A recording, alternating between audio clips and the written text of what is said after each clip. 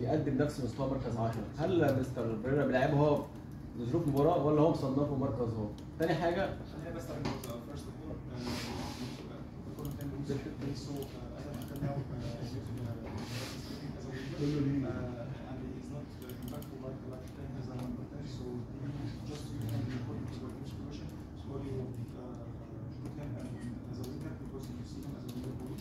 No, I see him as a winger, as a 10. He's a versatile offensive player. He can play several positions offensively.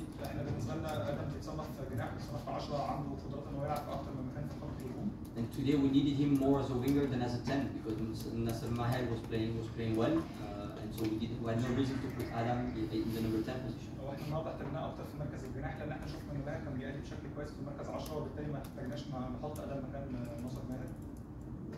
النقطة الثانية، ثلاث مباريات مهمين الزمالك ما سجلوش سواء الجزيري أو عدي الدباغ أو ناصر منسي. هل الفترة الجاية ممكن نلاقي تدريبات إضافية مستر بريرا يشتغل معاهم تدريبات إضافية ولا دي طريقة لعب ولا إيه بس؟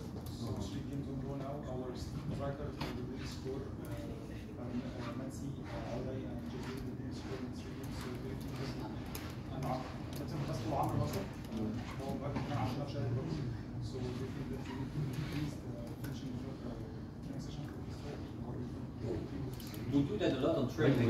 We have many finishing drills on training. احنا كده عندنا تمرينات خاصة بالبناء على الجول في التدريبات بتاعتنا. And we have kind of strikers who work hard. They didn't have many real chances to score so far, so and our football will be better and during a longer period. I hope that they will have more chances.